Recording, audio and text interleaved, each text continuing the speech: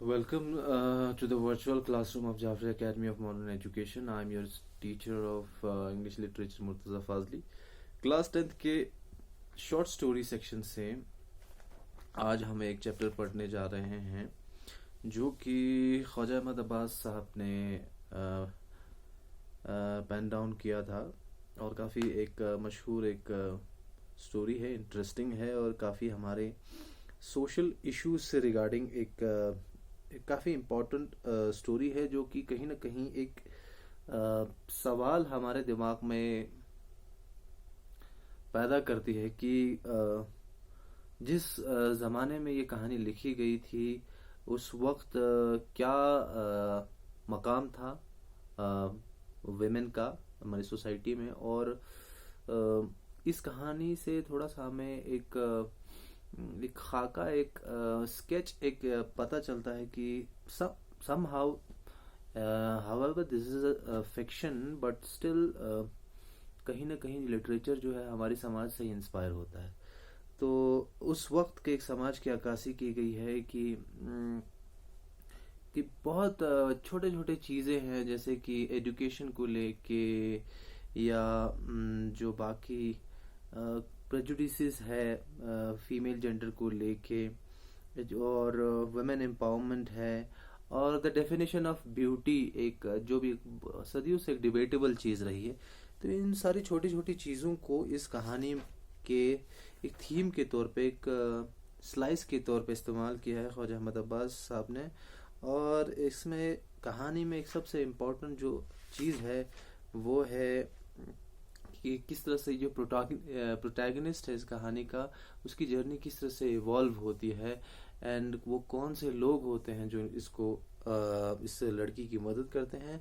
And somehow education becomes a very important part of her life to uplift her in her life despite of some physical challenges that she's been suffering from since her childhood, but still she is able to overcome all these challenges and एक कमसिन सी लड़की, एक मायूस सी लड़की, एक अपने अंदर सहमी सी, एक अपने अंदर में सहम के रहने वाली एक लड़की किस तरह से एक लास्ट में due to education and due to constant support of teacher एक कॉन्फिडेंट लड़की बनती है और एक इम्पॉर्टेंट एक सोशल इविल पे वो एक स्टैंड लेती है। तो ब्रीफ सा बायोग्राफी आपको बता दें, ये लिखा है ख्वाजा अहमद अब्बास साहब ने। ख्वाजा अहमद अब्बास साहब 1914 में पैदा हुए और उनकी वफात 1987 में हुई। और वो ख्वाजा अल्ताफ हुसैन हाली, जो कि उर्दू के एक बहुत ही मशहूर शायर है, मशहूर राइटर थे, शायरी भी लिखते थे, उनके घर में पैदा हुआ ये। और ख्वाजा साहब खुद भी मिर्ज़ा गालिब साहब के क्या थे, स्टूडेंट थे। अब देखिए ख्वाजा अहमद साहब का एक ब्रीफ सा अगर हम बताए, वो जो उनका प्रोफेशन था, मेजर प्रोफेशन, वो एक फिल्म डायरेक्टर थे, वो एक स्क्रीन राइटर थे। स्क्रीन राइटर वो राइटर होता है जो फिल्मों के लिए कहानियां लिखता है, और वो एक उर्दू के सहाफ़ी थे। इसके बगैर उन्होंने बहुत सारी इंपॉर्टेंट फिल्म्स डायरेक्ट की, जिसमें साथ हिंदुस्तानी, शहर और सपना, और राज कपूर की जितने भी जो बेस्ट फिल्में हैं उनको ख्वाजा अहमद अब्बास साहब ने लिखे। आपने श्री 420, आवारा या मेरा नाम जोकर का नाम सुना होगा, तो इनके राइटर ख्वाजा अहमद अब्बास थे। और उन्होंने इंडियन सिनेमा में पैरेलल सिनेमा की भी बुनियाद डाली। वन ऑफ द पाइनर्स कहा जाता है। पैरेलल सिनेमा वो सिनेमा होता है जिसमें कुछ इम्पोर्टेंट सोशल इश्यूज पे कहानियां बनती हैं। नॉट टिपिकल डांस हो, मसाला टाइप वाली फिल्में नहीं होती हैं, बहुत टिपिकल बॉलीवुड जिसमें नाच गाना वगैरह, ये वो ज़्यादा ग्लैमरस चीज़ों को बहुत ही एक रियलिस्टिक वे में दिखाया जाता है। और ऐसे फिल्मों में उनने कुछ फिल्में करी, वो थी नीचा नगर, जागते रहो, धरती के लाल, आवारा, साथ हिंदुस्तानी। और उनके लिटरेरी एंडेवियर्स और उनके सिनेमेटिक एंडेवियर्स की वजह से उन्हें पद्मश्री मिला 1969 में। और उनकी जो कहानियां हैं बहुत सारी ज़ुबानों में ट्रांसलेट हो चुकी हैं, जिसमें रशियन है, जर्मन है, इटालियन है, फ्रेंच है और अरबिक है। अब्बास ने अपनी सहाफ़त के करियर में बहुत सारे अजीम लोगों का इंटरव्यू किया, जिसमें रशिया के प्राइम मिनिस्टर क्रुश्चोव और American president Roosevelt, Charlie Chaplin, कौन चार्ली चैपलिन का नाम याद नहीं है, सब जानते हैं इस नाम से, हर एक कोई वाकिफ है, माओ से चोंग एंड यूरी गैगारिन। और उन्होंने अपनी ऑटोबायोग्राफी लिखी जो कि 1977 में I am not an island के नाम से पब्लिश हुई। कहानी पे आते हैं अब। इसका जो एक ब्रीफ खाका यह है कि भोली जो है ये एक बहुत ही ज्यादा सेंसिटिव स्टोरी है, जिसका एक बहुत ही ड्रामाई अंत होता है। और जैसे कि आपको पता है ख्वाजा अहमद अब्बास साहब ने लिखा है, और जो एक कैरेक्टर है, जो भोली का कैरेक्टर है, ये दर्शाता है सिर्फ सादगी नहीं दर्शाता, बट इसके अंदर क्या है, एक मासूमियत भी है। और आखिर में ये कैरेक्टर क्या सिंबलाइज करता है? दिस कैरेक्टर सिंबलाइजेस करेज, बहादुरी।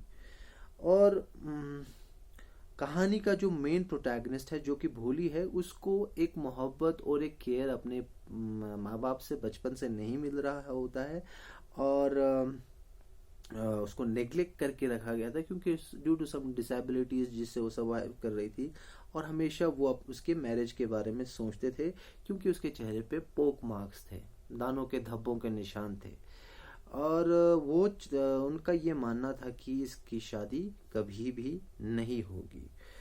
और parents send her to school. वो अपने इस भोली को, अपनी इस बच्ची को स्कूल इसलिए भेजते हैं कि उनका मानना है ये था कि कहीं ना कहीं इसकी शादी हो जाएगी स्कूल जाके। एंड व्हाट रोल डस, आपको देखना है कि इस कहानी में जो टीचर है उसका क्या रोल रहता है, कि वो किस तरह से भोली की जिंदगी को तब्दील करता है। Now does she come up with the expectations of the teacher? Find out in the story. क्या वो अपने टीचर के एक्सपेक्टेशन पे खरा उतरती है? आप इस स्टोरी को पढ़े और जानने की कोशिश करें। अब जैसे हम कहानी की शुरुआत में आते हैं, तो हर एक कहानी की तरह कहानी का क्या होता है, कैरेक्टर डिस्क्रिप्शन होता है। जिस कहानी से शुरुआत होती है, कहानी तब तक शुरू नहीं होती है जब तक कि उसके अंदर कैरेक्टर ना हो, प्लॉट ना हो। कहाँ पे तो कैरेक्टर कहाँ से शुरू होता है? ये स्टोरी शुरू होती है सुलेखा नाम की एक लड़की से, जो कि जिसे बचपन से ही भोली कहा जाता है। क्योंकि उसके रवैये की वजह से। वो काफी सादा मिजाज की एक लड़की थी। वो नंबरदार जो थे गांव के रामलाल की चौथी बेटी थी, और वो 10 महीने की थी जब वो खटिया से, यानी कि जो चारपाई कहते हैं हम गांव में, वो वहां से गिर जाती है, और जिसकी वजह से उसके दिमाग का कुछ हिस्सा क्या हो जाता है, डैमेज हो जाता है। अब जो पैदाइश के समय पे क्या था कि जब भोली एक बहुत ही खूबसूरत और प्यारी सी एक बच्ची थी, बट क्या हुआ कि उसके बाद उससे 2 साल की उम्र में क्या अटैक हुआ, स्मॉल पॉक्स का अटैक हुआ, और जिसकी वजह से क्या हुआ, उसके पूरे जिस्म पे स्मॉल पॉक्स के धब्बों के निशान रह गए, और सिर्फ उसकी आंखें ही बच गई। और जिसकी वजह से उसका जो बॉडी है वो डिसफिगर्ड हो गया। अब सुलेखा का यह है कि सुलेखा 5 साल की उम्र तक बात नहीं कर पाई, और जब बातें करना शुरू किया तो वो क्या हो गई, हकलाते हुए उसने बातें करना शुरू किया। अब जो बच्चे थे, इसके जो साथी थे गांव के, जो दूसरे जो बच्चे थे, वो अक्सर सुलेखा या भोली के इस डिसेबिलिटी का या इस कमजोरी का क्या करते थे, हमेशा मजाक उड़ाते थे, जिसकी वजह से एक गलत हैबिट भोली ने अपने आप में अडॉप्ट की, क्योंकि वो कम बोलना शुरू कर दिया उसने, यानी कि बोलना काफी कम कर दिया उन्होंने। नाउ रामलाल के 7 बच्चे थे, 3 लड़के 4 लड़कियां, और जो सबसे छोटी थी वो भोली थी। ये एक बहुत ही फलता फूलता है घराना था, जहां पे खाने के लिए बहुत कुछ था और पीने के लिए बहुत कुछ था। अभी this is a metaphoric term, इसका मतलब ये नहीं है कि घर में पूरा खाना पीना भर के था। इसका मतलब था कि वो लोग एक प्रोग्रेसिव फैमिली थी, जहां पे किसी चीज की कमी नहीं थी। अब सब कुछ वहां पे सही था, मगर सारे बच्चे बहुत ही ज्यादा हेल्दी थे, अच्छे खासे थे भोली के बगैर। लड़कों को शहर भेजा गया था पढ़ाई के लिए, और बाद में वो कॉलेज ज्वाइन कर लिए।